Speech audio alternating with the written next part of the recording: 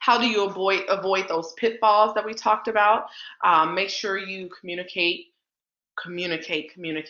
your expectations for posts and replies. So students cannot say, oh, I didn't know I had to post. I didn't know there was a difference between my initial post and my responses, right? That rubric is going to be key. Encouraging your students to reach out to you if they have any questions.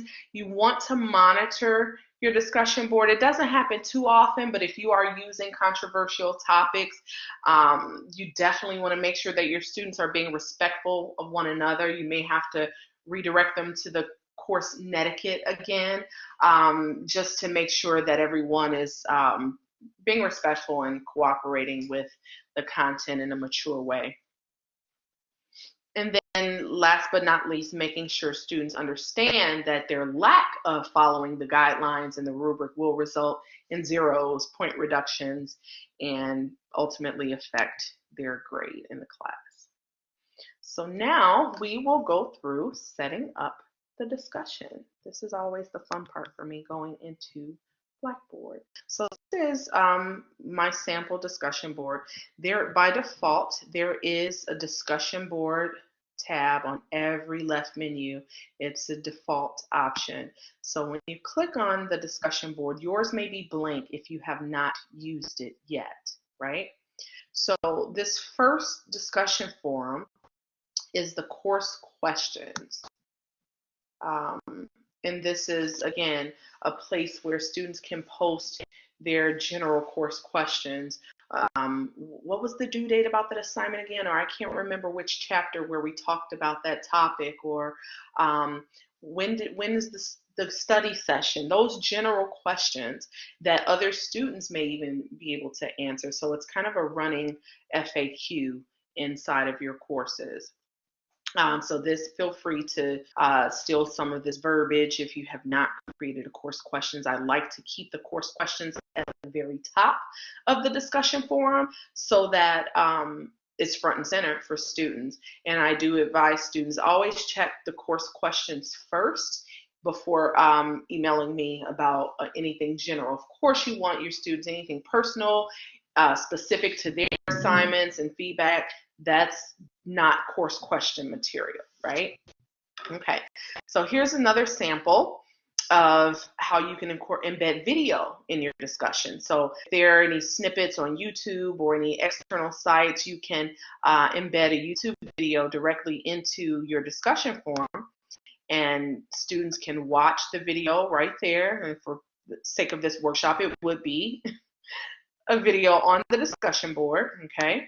And then they can watch it right here in the discussion. They can see the questions, describe any new tips you have learned about the discussion board from the video. Please list them and explain how it may improve your practice in your online courses. So again, here's an open-ended, they're listing their opinions on what they found useful. They're explaining how it will help improve their online coursework, right? And then from watching the video, you can grade, and we're going to create one in just a moment. You can create a forum and choose to grade the forum or individual threads. Personally, I only grade the forum because grading individual threads can become really cumbersome. I've only seen maybe 1 to 2 uses for grading the individual threads, and that was because it was a very small class size, okay? So just wanted to give you an example of how you can talk about or how you can post a YouTube video. This is a graded discussion forum. And then the next one, this is just an image, how you can embed an image into your discussion board and then provide, you can use it as a topic of discussion, or you can just use it to enhance your questions, right? So if for this particular question is just an image on social distancing. It helps to provide a graphic to get your students thinking about the questions that they're about to answer. So let's go into a specific discussion, okay? So when we click on the week one, if you look at the course questions, these options across the top, it says total posts, there are none. Unread posts, there are none. unread replies to me. That means if you are engaging in the discussion forum, you can tell if someone has replied to your specific post, okay? And then this one has a total number of participants of 0. This discussion board, thanks to our wonderful team, there are 4 total posts. There are 4 unread posts because I have not looked at them yet. Okay, there are no unread replies to me because I haven't posted to this thread yet. And then there are 4 total participants. So I'm going to click into this forum, and I can see that today Daniel Farnsworth created a thread called Create Discussion Board Forums. And then Scott Thiessen created a thread that says sample student post, okay? So there are 2 unread posts in each of these threads. So I'm gonna click on the first one.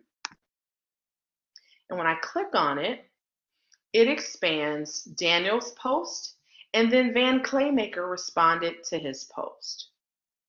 So this is, these are individual threads, okay? Now I'm going to go back. These are our breadcrumbs across the top. So if I click on this, this is going to take me right back to the thread. So now that I've read the thread, notice that it isn't bolded anymore. Now it says that I have 0 unread posts because I have read them. So now I'm going to go to the second unread post. And then Scott gave his sample verbiage, and he attached a PDF file. Wonderful. You can attach a document to your discussion replies. You can choose these options too.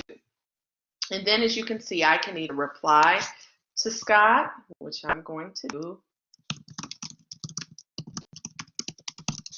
And my post is going to be very brief for the sake of this workshop, but I do want you to see that. So I replied.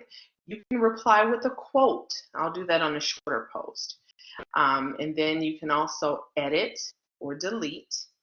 That's because I'm the instructor. As the instructor, I have the option to edit and delete, or I can email him right away. So let's say this was an inappropriate post. I can click on email author, and it's going to pop up the email. I can email Scott right away. Students will not see the option to edit or delete their other people's posts, but you as the instructor can, okay? Now, if I want to quote Doug, for ease of replying, if I select quote, my response is going to quote Doug. So it says, so I can respond, Doug, great insight. In your post, you indicated blah, blah, blah, blah, blah, okay? So now when I submit and post, my post, as you can see, it will have my feedback to Doug, but it will quote what I'm responding to. That way, other students who come in and read, they can just scroll and they can see exactly what I'm responding to or who I'm quoting in my response, okay? So that's, so these are your general settings: reply, quote, edit, delete, or you can email the author of the post. So I'm going back to the discussion forum, okay, and these are now read. Everything is 0 because I have no unread posts. There aren't any replies to me because they haven't replied to my post yet. And then these tell me how many total posts I have. Another way to manage your discussion as you're grading, see this option, it says collect. Instead of clicking on each individual form as I just did, I can check this box, which will highlight both of these discussion posts, and hit collect. And it's going to display all of the posts in the entire form in chronological order. So the oldest post will be at the bottom. The first one was at 203, then it's at 209, 218. And as you can see, it's arranging them in chronological order from the bottom up. So if it's Wednesday and you haven't checked your discussion post since Monday night, you can log in, hit collect, start at the bottom, and start reading up.